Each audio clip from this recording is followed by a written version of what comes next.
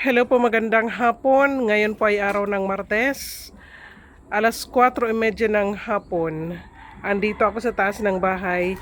Pag uwi ko, dito ako agad pumunta. Andito na po yung aming mga kalapati. Pati si Doggy, oh. Anong ginagawa mo dito? Makikisabay ka na naman sa pagkain. Ayan na sila, oh. Naghihintay para po sa kanilang hapunan. Ngayong araw, buti hindi na po umulan. Kanina, umulan.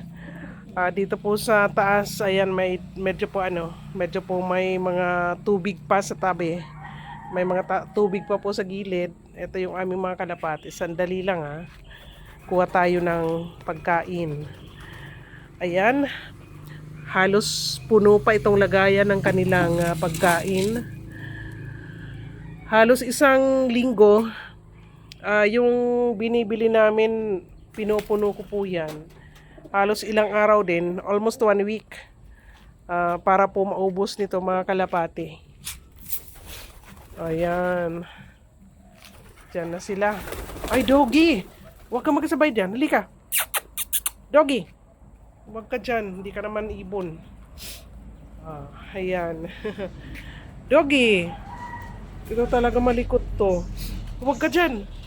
Iba yung pagkain mo. Hindi yan. Sa kalapati yan, sa ibon yan, hindi sa'yo. Ayan po. Ito talaga, ang likot. Huy! Maya ka na. Ayan. May mga aso rin po kasi kami. Ito, may tuta.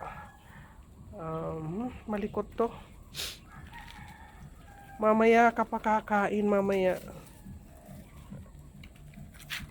Dagdagan ko pa po yung feeds.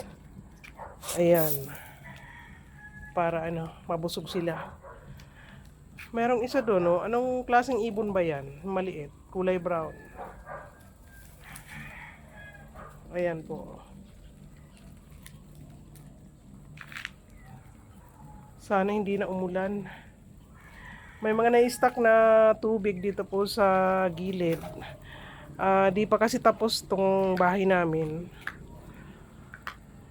Sana this year matapos na. Ayan po.